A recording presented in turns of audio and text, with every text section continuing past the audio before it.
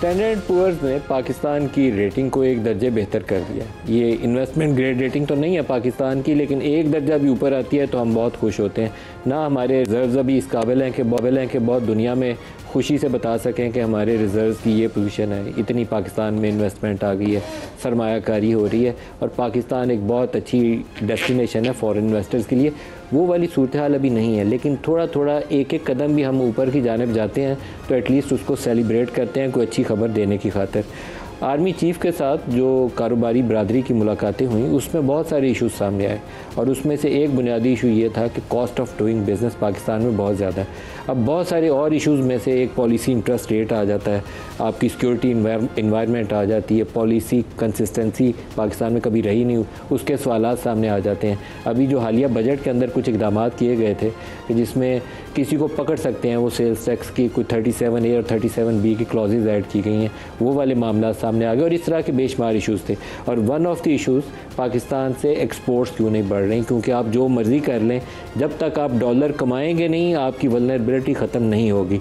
हमारे यहाँ ये हमेशा कहा जाता है कि हमने तरक्की कर ली और आइंदा हमने 100 अरब डॉलर की एक्सपोर्ट्स हासिल करनी है। कल भी हमें प्रोग्राम में ये जो मेहमान हमारे साथ थे उन्होंने जिक्र किया कि आर्मी चीफ़ को भी बात बताई गई कि 100 अरब डॉलर की पाकिस्तान से हम बरामदात करेंगे।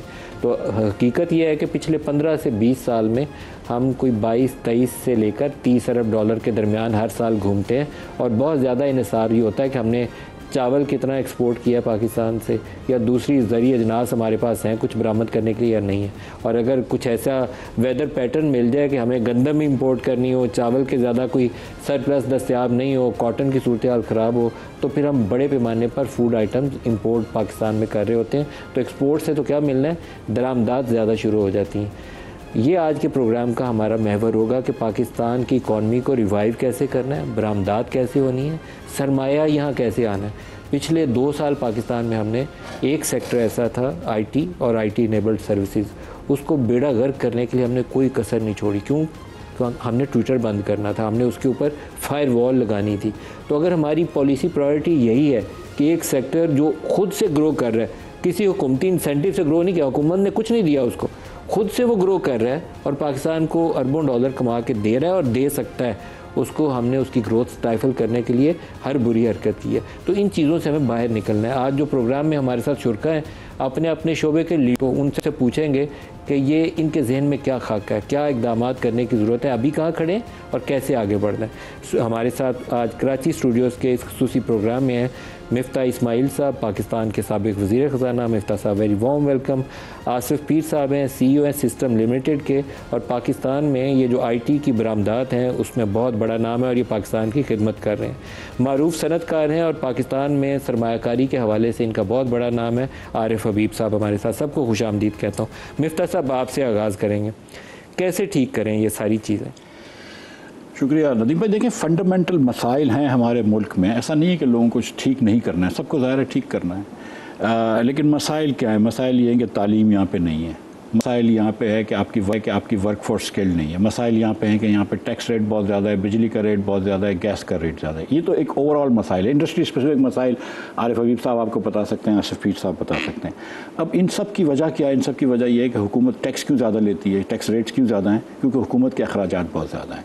आप वफाक से पूछेंगे तो बोलेंगे यार 60% पैसा तो हम सूबों को दे देते हैं। तो अब ये कि हम 20 साल से बात कर रहे हैं कि यार NFC अवार्ड को थोड़ा सा रिवाइज डाउनवर्ड करें, हम बातें कर रहे हैं, 2010 में शुरू हुआ है, मुझसे 12 से बातें कर रहे हैं, आज तक किया नहीं है।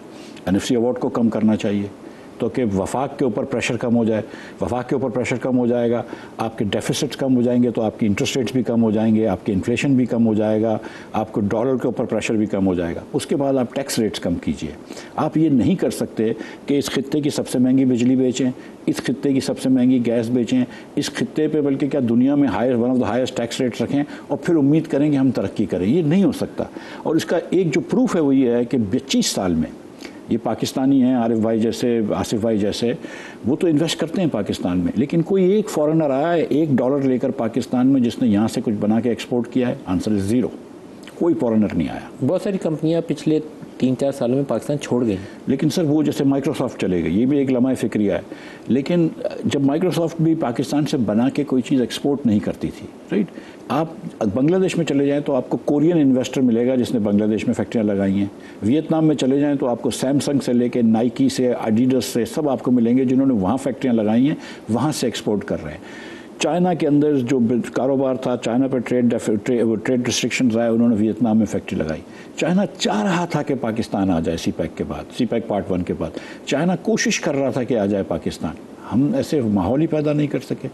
सो ये हमको, जब तक हमारी एक फंडामेंटल सोच होनी चाहिए कि हमारी गवर्नेंस नाक़िस है, हमको अपनी गवर्नेंस को छोटा करना है, हमको चीज़ें प्राइवेटाइज़ करनी है, हमको हर चीज़ पे कदगन नहीं लगानी है और हमको टैक्स रेट्स कम करने हैं। उसकी जब तक ये नहीं करेंगे आप पाकिस्तान आगे नहीं बढ़ सकता माजरत के साथ। आसिफ पीर साहब, आप क्या फरमाते हैं? आपका एरिया ऐसा है कि हम बहुत उम्मीदें लगाते हैं कि आप पाकिस्तान को बहुत ज़्यादा फॉरेन एक्सचेंज कमा के दे रहे हैं और दे सकते हैं। पोटेंशली आपके पास बहुत ज़्यादा गुंजाइश है। जो सारी उम्र हम टेक्सटाइल की तरफ देखते थे, अब हम आपकी तरफ देख रहे हैं।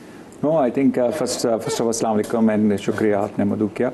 डेफिनेटली आई थिंक आईटी का तो पोटेंशियल आपने खुद देखा और लास्ट 5 साल का आप कैगर देखें, जो ग्रोथ रेट है वो फिनोमिनल है। और जिस तरह आपने बताया कि आईटी की एक ग्रोथ है जो कि आ रही है, और आई थिंक इंशाल्लाह I am very optimistic it will continue, because इस इंडस्ट्री में इंटरवेंशन की ज़रूरत है, लेकिन इतनी नहीं है कि वो खुद ना चल सके अपने पाँव पे। तो I think it's going to grow, जो मेरा फर्म बिलीव है। अब आपका जो सवाल है कि क्या हम उसको अब किस तरह हाइपर ग्रोथ की तरफ लेके जाएं, कि देखें 10-20% आपने देखा है कि खुद ही इंडस्ट्री ग्रो कर रही है। 3.6 है तो इंशाल्लाह अगले साल 4 को भी क्रॉस कर जाएगी, क्योंकि इतना मोमेंटम बना हुआ है, इतना फ्रीलांसर आ रहा है, इतनी लोग कंपनी स्टिल ग्रो कर रहे हैं। और पाकिस्तान में टैलेंट तो है सर, इसमें तो कोई शक नहीं है। आई थिंक अब हमें इसको अनलीश करने के लिए हमें करना क्या है, ये सवाल है, राइट।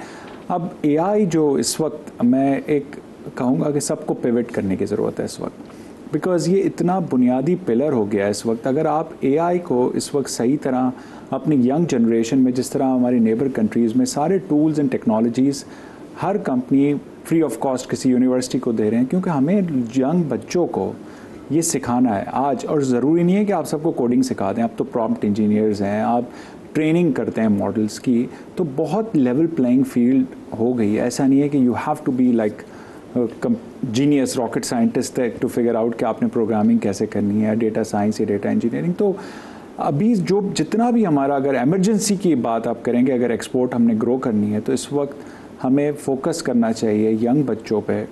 और जितने फ्रीलांसर्स हैं, फ्रीलांसर्स हमारे पास बहुत सारे हैं, कोई क्वांटिटी आपको अप डाउन बताता रहेगा, नंबर्स पे मत जाएं, बट फ्रीलांसर्स हैं हमारे पास, फ्रीलांसर्स की इकॉनमी है। उन फ्रीलांसर्स की ईल्ड को बढ़ाना है। मैं हमेशा ये कहता हूँ कि अगर वो आज $1000 वो बच्चा कमाता है, क्या वो $1500 कमा सकता है डॉलर पर मंथ, या $2000 कमा सकता है? तो बिल्कुल कमा सकते हैं, क्योंकि वो ऑलरेडी कमा रहा है। अब इसको सिर्फ हमने टूल्स इनेबल करने हैं, राइट। क्या रुकावट है उसको hold back? I think hold back तो कुछ नहीं है। आई थिंक ज़ाहिर है हर कोई अफोर्ड नहीं कर सकता वो टूल्स, जो टूल्स के लाइसेंसिंग होती है एज ए फ्री। लेकिन कोई चीज़ फ्री वाली चीज़ के फीचर्स फ्री वाले ही होते हैं, right. If you need to professionally excel and do something, तो उसके लिए आपको वो टूल्स के कुछ लाइसेंसिंग अगर गवर्नमेंट हंगामी बुनियाद पे नेगोशिएट करे लोगों से, और इन बच्चों को टूल्स एक होता है ना बल्क परचेज, कंट्रीज़ जब नेगोशिएट करती हैं कंपनी से तो एक डिफरेंट डील लेके आती हैं। अगर मैं नेगोशिएट करूँगा एक डिफरेंट डील लेके आऊँगा, तो हमारे लेवल पे या कंट्री के लेवल पे इन टूल्स की और इन ट्रेनिंग मटेरियल, आप देखें वो हमारे पास ट्रेनर नहीं है। हमारे पास बहुत सारे टीचर, अगर मैं कहूँ कि सबको ट्रेन करना शुरू कर दें, ये करना शुरू कर दें, तो आपके पास ट्रेनर ही नहीं होंगे, आपके पास टीचर नहीं होंगे, तो आप कैसे ट्रेन करेंगे? तो आप बूट कैंप और इतने कोर्सेज आ गए हैं, और विद द एआई हेल्प, कि अगर बच्चे में आईक्यू और ईक्यू है, थोड़ी क्रिटिकल थिंकिंग है, तो वो खुद ही एक्सेल कर सकता है अपने आप को।